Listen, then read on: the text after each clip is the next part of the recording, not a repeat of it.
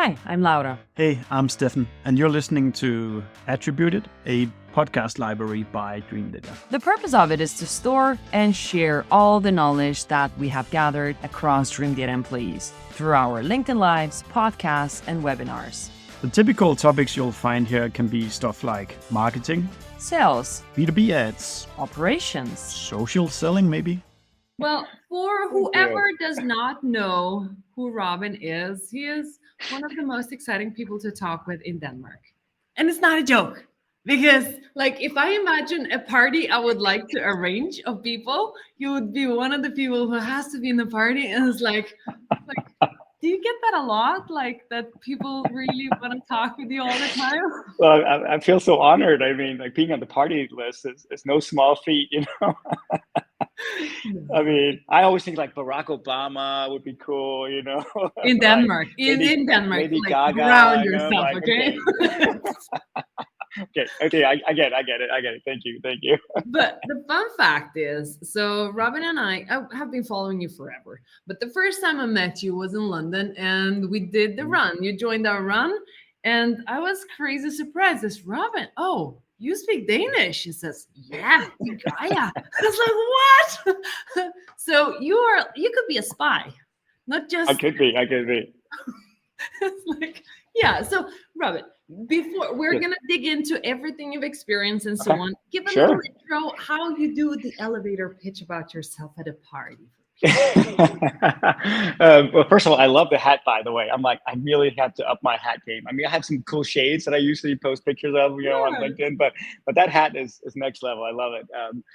Yes. So, I mean, I was born and raised in Denmark, but I've always been a nerd. And so when I was 21, I ended up buying a one-way ticket to California. I didn't have a job or a place to stay. I didn't know a single person. I just had this kind of burning desire that I didn't want to look back on my life and regret not having the courage to follow my heart. I've always been driven by wanting to make a difference in the world. And I love how technology kind of can change and impact the way that we work and the way that we live, and just kind of has such a positive impact on our world. I mean, don't get me wrong, there's some downsides to it as well, but overall, I think it's a net positive.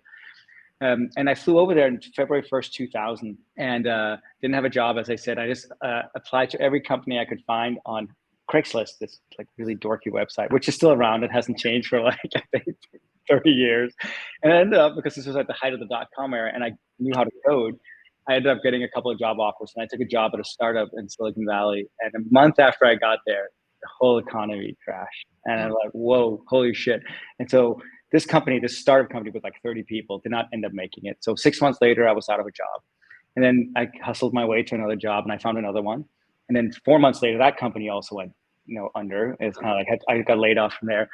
And so the first year was really tough. And I mean, it's so funny how life works. If you zoom in on just that period, I would look like an abject failure, right? The first two companies, you didn't make it, or they didn't make it. What a bad choice, and so on. But then when you zoom out over the last 20 years, I luckily had a more hits than I had, failures. I worked early days at Salesforce and came into Box and helped IPO that company. And then I was a small startup in Silicon Valley. Then, of course, I was at LinkedIn, which is a massive company that I use and all of you use and know every day. And then I went to WeWork, which was amazing, but an abject failure also in many ways, And then I took the last company I was at. But long story short is I met my wife in 2001 in California. We got married in 2003. And maybe, I don't know if it's about being Danish or maybe being progressive or what it is, but I always felt like this idea that women should lose their name, and kind of this idea that the patriarchy's name is stronger in some ways. So I just felt antiquated. So in 2003, I took her last name. So I don't sound Danish. If you think about, I get this question a lot, you don't sound Danish at all. I'm like, no, I don't have a Danish name because I took her name. Daniels, it used to be Gertsen, by the way, which is a horrible name. And I don't sound Danish when I speak. I sound like a California dude in many ways.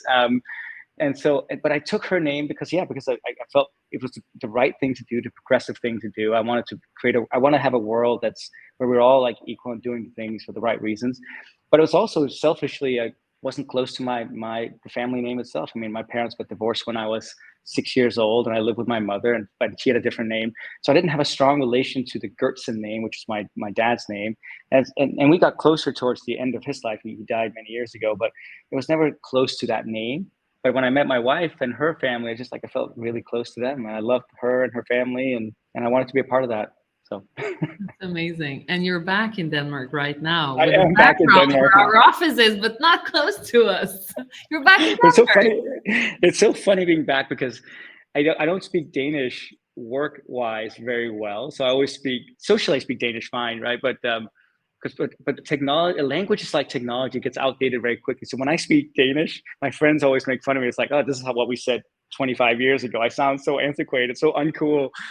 So at work, I always try to speak English, and I always say, oh, even when I go give presentations at companies, luckily I get invited to speak at a lot of different places. I always say, I'll do it if I can do it in English. I never do it in Danish. I'm just not comfortable enough in Danish. Speak on stage.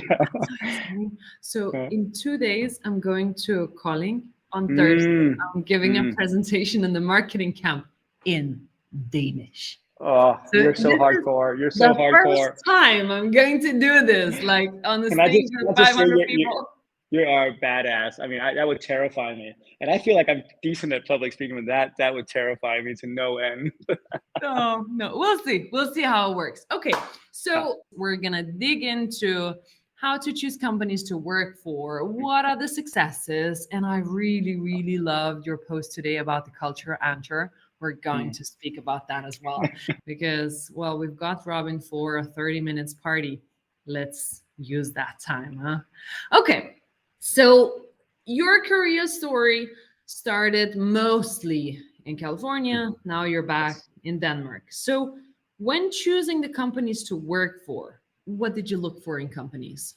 Yeah, so for me, there's really three core elements that I think are non-negotiables that I always think about. And it's gotten clearer over time for me. And there's nothing wrong. At some point in your life, you might chase money or a title or more responsibility. There's nothing wrong with that, right? But I think those are like short-term things that will give you maybe short-term pleasure, honestly, or short-term happiness. I don't think long-term, you don't wake up every day thinking about the title you have or how much money you're making and so on. And again, don't get me wrong, they are important, but they're not like the end all be all. I think for me, there are really kind of three things that are super important. Number one is, do they have a mission that I believe in that I can get excited by? And I'll tell you a story. So I after I went from Box, I joined a company called Vera, which is a cybersecurity company. We were doing like encryption around documents, very related to Box, Dropbox, and so on. Basically, and the moment a file, if I send you a link to a Dropbox or a Box file, the moment you download it, I have no idea what you're doing. So the idea was, let's add on security encryption to that document so I can trace it anywhere it goes. Makes sense. Lots of need for it. And I worked there for like 2.5 years. But the last 6 months or so of that, my time there, we grew it from, I was employee number 8. We now got funding. We scaled it to like 120 people, over 10 million in ARR. So it was good run. But the last 6 months of, after 2 years, I kept waking up every day, just not excited by this mission I'm on. I mean, like the world needs cybersecurity, and God bless the people who created. I'm just not personally excited. I was tired of, because so much of it's based on fear or doom and gloom and like protecting, yourself and like, and I was going to these conferences. I remember there's like these old cranky white dudes talking about hackers or war scenarios, and I'm just like, oh, this is not. And I'd come from an environment with Salesforce and Box, which are around collaboration and getting humans to be the best version of themselves. And so I left, but that's where mission to me is so important. I mean, it's very hard, I think, doing the best work of your life when you wake up every day and you're not excited about what you do. So that's number one. Number two is going to a place where you really can make a difference, where it's clear that you can make. So the way I came into this company, LMS 365, there's many reasons I ended up here, but I went for a run with the CEO, Rasmus. I like running, if that's not clear yet, right? So we went for a run. And during that like hour run, it was mostly him talking, and he just basically told me all the things that were not going so well, that needed to get fixed, and things we could do better, and so on. I mean, obviously the company's done well, or else I wouldn't kind of join. Like they're hitting it on many fronts. But I like coming in and being able to make a difference. That's just my style. There's some people who like to come in and tweak and optimize and make things incrementally better, and then there are people, I think, at the other end of the spectrum who come in and like do bigger things and kind of try new things, and some of it works and some of it doesn't work. I just like go to a place where I can really make a difference, where it's so clear to me. So I said after that run to Rasmus, like, this is awesome. I'd love to like join you on this journey. So number two is like impact, and that's different scales and for different reasons. And that doesn't mean it's easy, but it's very fulfilling for somebody like me. And then number three is around culture. and people. It's like, I just don't want to work with assholes. I'm just like, I've worked with enough in my time in Silicon Valley. Luckily, I worked with a lot of good people, but I also worked with a lot of jerks.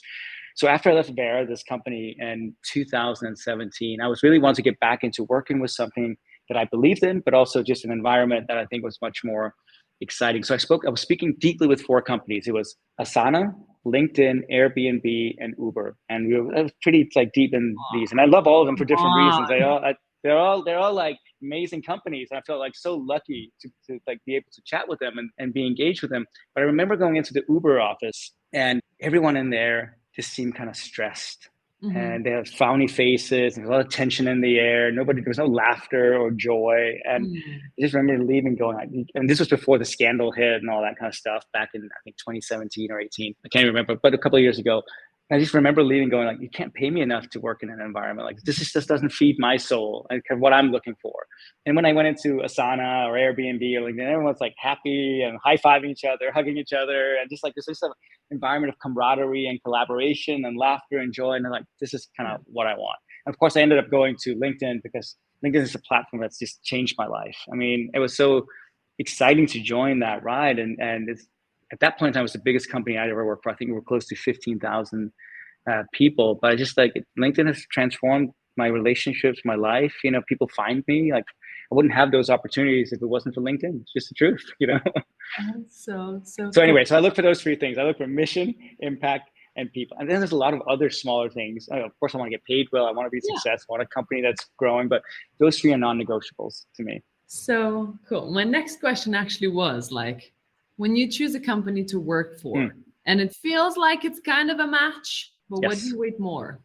Money or culture? I got your answer. It's like, I mean, it's definitely. You also mentioned like Uber cannot pay enough for me to suffer. It's like, is there a limit that they could pay you to stay, or whichever company is like, oh, this is like, we know the culture is not that great, but if we get Robin, pay him really a lot of money, and he would be the cultural person in there, would you go?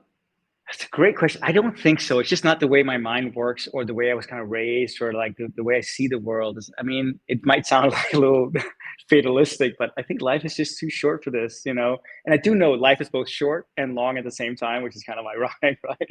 But I just think, you know, I mean, the idea of waking up every day and kind of just being so, how am I going to do the best work of my life if I'm just not enjoying what I just don't see that happening. I've actually been offered some decent roles, and there's just always something in me that goes like, no, I've never been one chasing money. And it's good to be clear.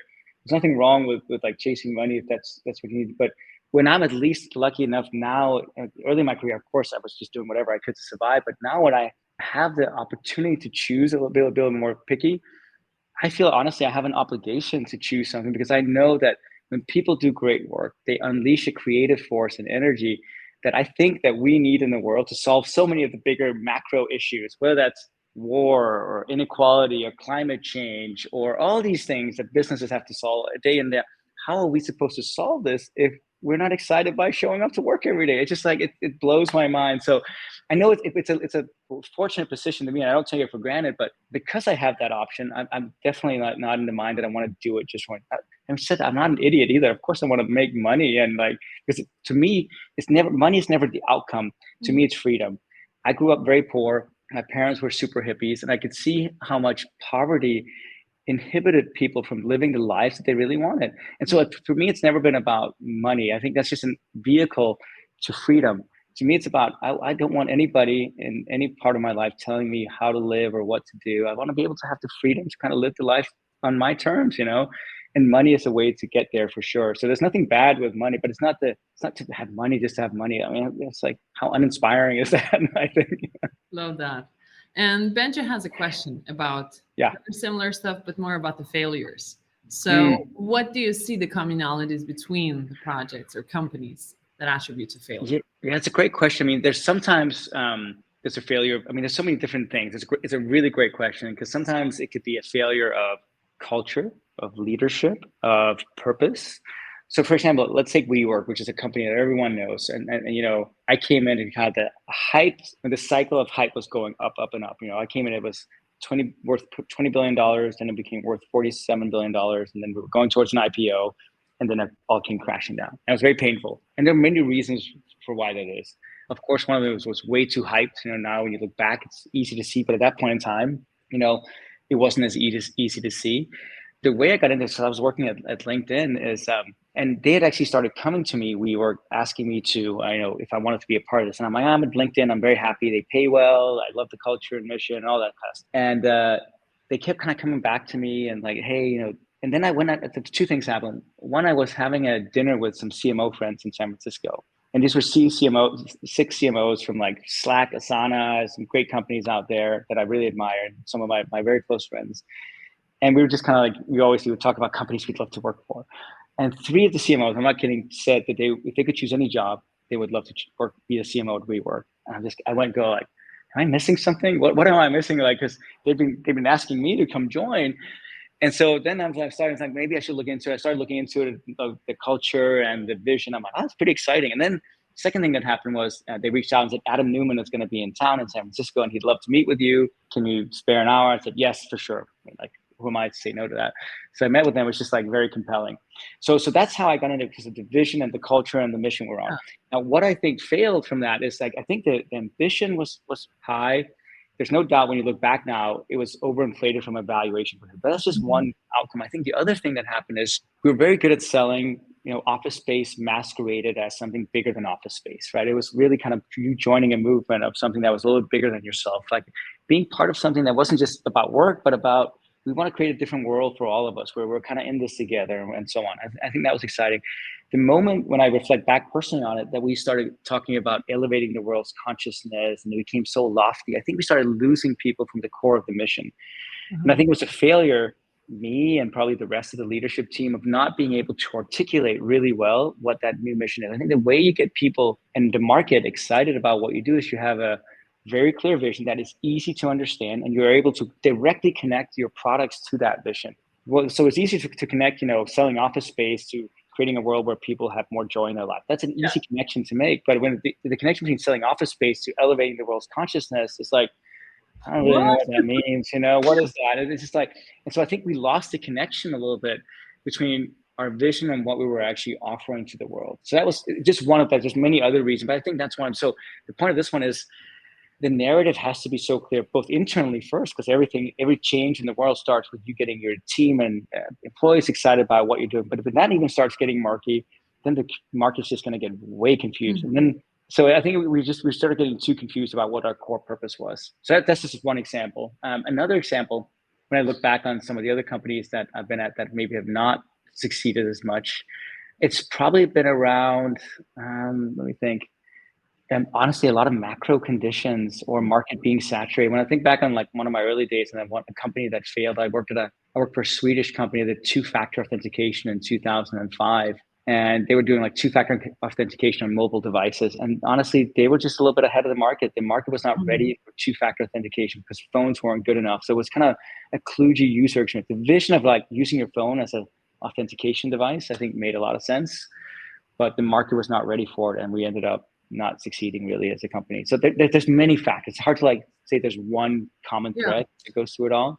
And usually it would be so difficult to figure this out before you're actually in the company, because inflated WeWork. Oh, everybody wants to be there, wants to be the CMO. All my friends are saying, okay, let me try this out. Or two-factor authentication. Oh, this is innovative. I can definitely sell this. Totally. But how would you distinguish? You had both experiences in early stage startups and the larger ones. So why choose one or the other in your career, and what did it give you? Yeah, I'll tell you why. It's so also just to clarify. So after I left WeWork, I decided to speak to as many companies as I could, and luckily my network is decent, so I get introduced to a lot of cool entrepreneurs and founders. And I have the spreadsheet. I spoke to close to 100 companies in a few months, and it's just like, it's not all of them wanted to hire me. Just to be clear, I'm not. But it's just like, hey, you should talk to Robin about branding or strategy or IPOs and get some advice. So it's a lot of like giving advice. And some of those conversations would turn into, hey, are you interested in joining, and so on. But I spoke to close to 100 companies, and I still have that list. And it's so funny looking back to all the companies I spoke to. And I ended up, of course, joining Matterport, and then we went public, about a year after I joined. So, but I did not know that at the time, to be clear, which is also where I mean, a little bit of like, maybe it's subconscious pattern recognition because I'm older and I've done this for a while. Maybe it's a little bit of luck, of course, right? But some of these companies are not around anymore that's on the list. And some of them, but I thought we were going to, when I joined Box, for example, in 2011, I was kind of talking to Aaron Levy, the CEO, and he's like, 12 to 18 months, we're going to go public. 36 months later, we're still not public, right? So it took much longer. And Matterport was kind of the reverse. It was like, we're hoping for an IPO in the next 3 to 4 years. Then, of course, COVID came and it accelerated the market, and we ended up going public a year later. So it's just like luck also honestly plays into it, but maybe it's luck combined with right place, right time, right network, pattern recognition, and so on. So in terms of like the question around what size company, so I joined Vera at 8 employees. Box and Matterport, and now LMS 365 is around 200 employees. Each of these companies. Salesforce was about 1,000 employees. Wow. And WeWork and LinkedIn were about 10,000 each. So maybe closer to 15,000. And I've just come to the realization. I thought when I was at an early stage startup, there was so much joy. I mean, like even though I had the CMO title at Vera, I was doing everything. It was no other people than me. It was me and a bunch of engineers. So I was in there putting together IKEA furniture in the weekend and filling up the coffee, in the break room and so on. And I loved it. It was kind of like so fun to be a part of that journey. And I just got to hire everything. But there's also a lot of like, when you're at that early stage, I mean, there's so many uncertainties. And I feel like always like you take 2 steps forward and then you get punched in the face, because product falls through or funding falls through or a customer gets pissed off or a person leaves your company. It's like everything just has amazing impact on you. Of course, at the opposite end of the scale, when you're at 15,000 employees, those impacts are much less. So that was one experience. And it was really fun for where I was in my life because you really got to like do everything. Then when I went to WeWork, team was several hundred people at WeWork around the world. And I was busier than ever. It was such a crazy, chaotic time. I was super intense. And I did everything and I did nothing, meaning that I was in meetings all day long, always guiding, unblocking, strategizing, giving feedback to team members. But actually, there was very little of me doing things myself, because you have teams to do. You have lots of people to actually go do the digital campaign or the brand campaign or whatever it is. So you're part of it, but you're not actually doing it, which is a very different way of operating. The reason I've liked this kind of like scale up journey a lot, it's just right for me. So you both get to lead and guide and strategy, but you also get to do a lot. I still like getting my hands into kind of the thick of things. And you come in at a point where there is a culture, but you get to accelerate and kind of morph it into something even better, right? Because you have some good foundation to stand on, but you also get to like change it based on your experiences.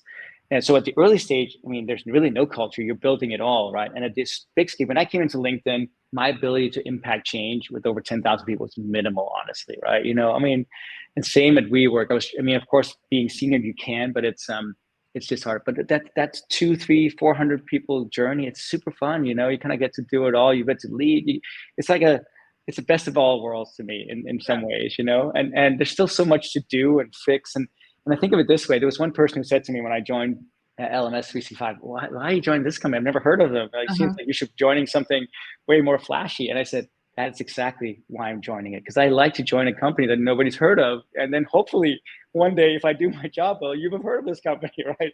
But I mean, when you go into a company that's number one, if you go join Google or Apple or Facebook, there's nothing wrong with that. Great on your resume.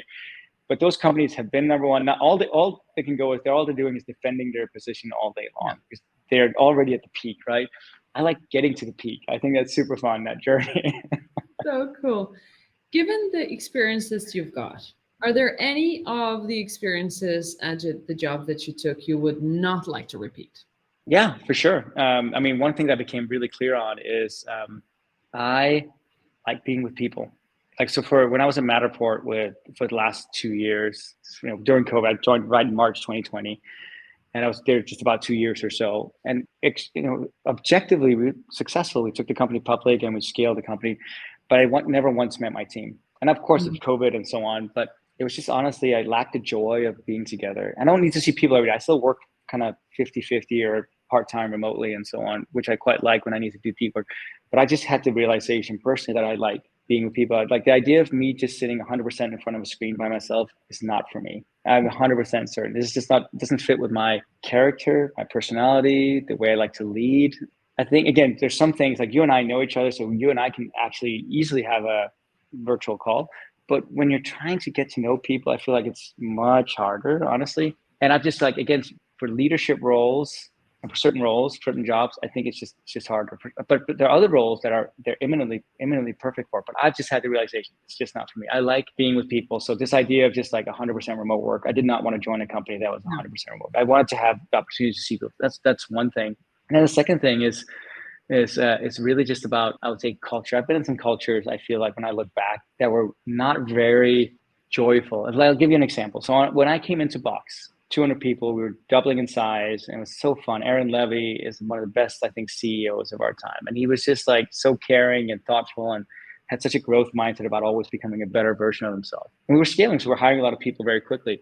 And I felt like the culture, and I said this to him when I left the company, the culture has gone from, we have all these big challenges, which you always do as a startup. I'm sure you do as well. You have these big challenges, and we would go into a conference room and we'd talk about how we could solve them together. And when I left, we were about 1,000 people, and it was like, we would have these big challenges, and we'd go into a conference room and we'd talk about who's not doing their job or who's to blame. And I just like, it doesn't feel like a culture that supports each other, trusts each other, develops like the right operating rhythm or culture or alignment. It's just not something that inspired me. I'm like, how are you supposed to, again, coming back to doing the best work of your life, if you feel like you're constantly on guard for what people think about you or do? Like, it has to be an implicit trust. So I look for that in companies a lot, and it's hard to suss out, to be clear. It's not an easy thing to like check for. So luckily right now you can back channel, there's online resources. I used to have a hack that I used to, but it's harder nowadays with remote work. I used to go in to a company in an office, and I used to come in, and it's a little dorky, maybe because I'm Danish, but I would show up 30 minutes or an hour before to just see how people interact. I mean, like back to my Uber example, I want to see how people engage with each other and talk to each other and like what kind of vibe there is. It just matters a lot to me. It really does.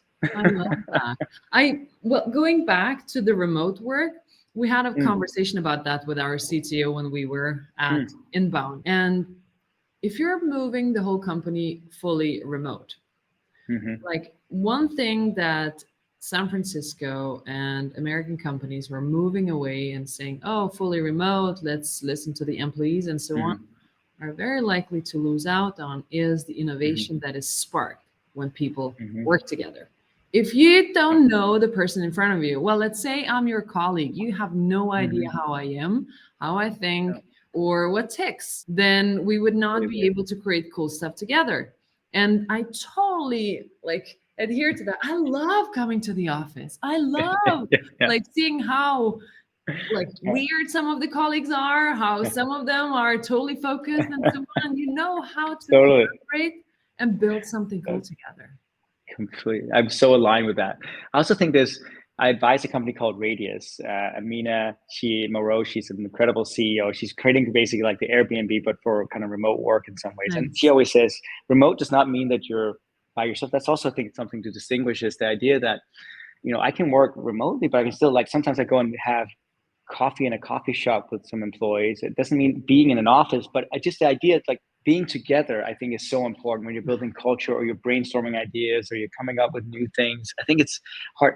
Of course, when COVID hit, right, like many people, I was all like, hybrid work is the way of the future. And I still believe it could work. But I've also come to my personal belief is that it's probably one of the harder ones to make work. I think the other options are actually better, meaning either you decide to be 100% remote where everyone's on equal footing, you have no office, and maybe you get together once every quarter or once a year and so on, like some more social gatherings, but everyone's remote.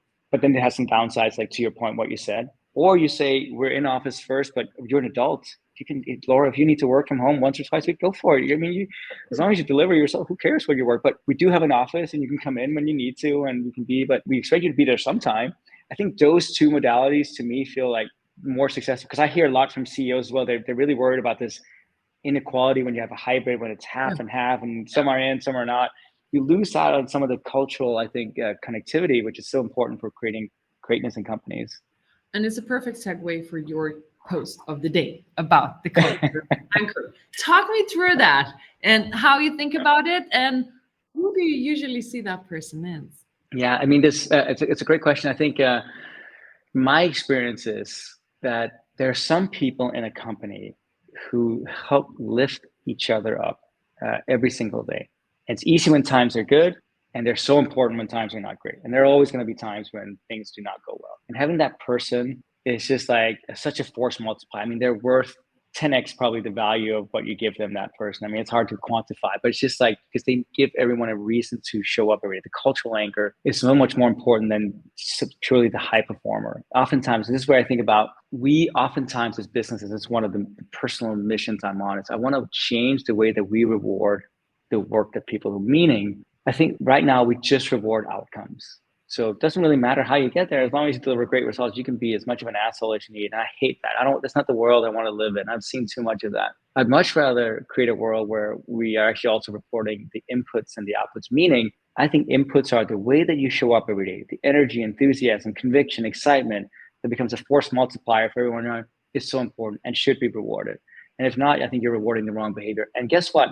Those things are things that you control 100%. Doesn't mean it's easy, to be clear, but you can. So Laura, when you show up to work every day, you control your mindset, your attitude, your energy. But it's hard. If you had a shitty day, you had argued with your partner, or some jerk cut you off in the car, it's so many things. It doesn't change the fact, I think, that you control it anyway. So we should reward people who show up, I think, with that kind of like way of lifting each other, because it's so important. The other thing I think you control 100% is the output that you do. Meaning, like, are you putting out a marketing campaign that you're proud of? Are you putting out a good sales program? Are you putting an HR policy that we think is like amazing and so on? All this stuff actually we control. But the outcome of some of these, when we finally release the sales program, the marketing campaign, whatever it is, we actually don't control. Now, it's not an application, I think, of not having goal-oriented outcomes or outcome-oriented goals.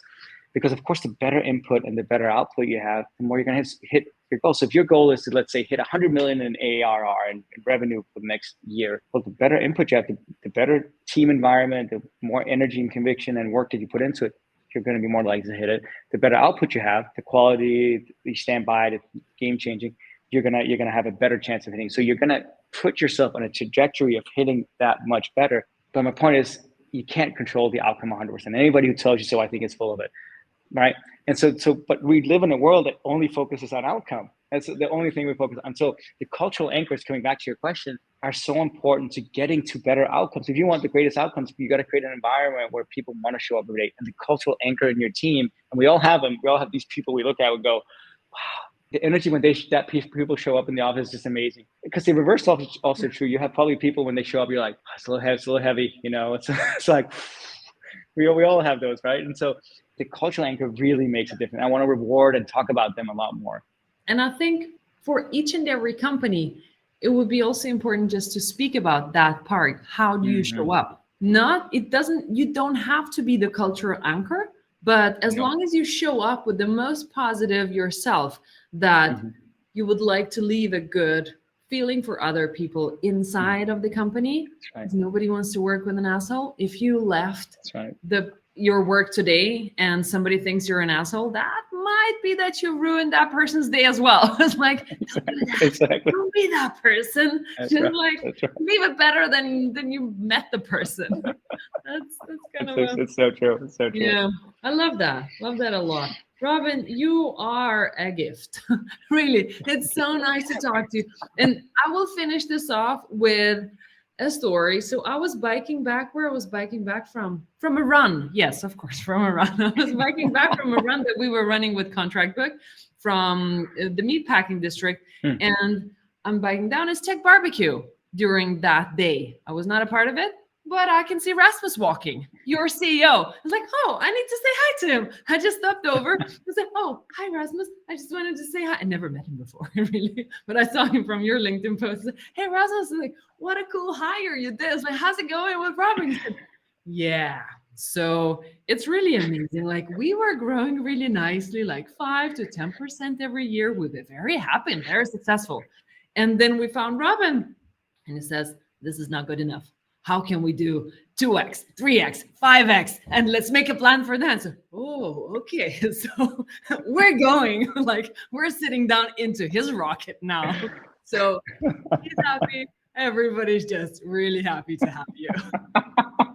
I appreciate you telling. I've not heard that story before, but I appreciate it. I mean, but this is all about just assembling a team of amazing people who want to do this. And this is what feels like my life mission. I'm so happy when I met you. I mean, you and I share a lot of energy. I mean, I think you have like next level energy, and it's just like amazing having those people around, because it inspires me every day. Really, it's like I can learn and grow. It's like just by being around people who just make me think bigger and differently about things. So cool. Let's finish off with that. We hope you like listening to us. Subscribe to our podcast and the ones that we have been guests on. And if you have any feedback for us, just do let us know. And should there be a guest that you think we should be talking to, then pitch us. We're looking forward to seeing you.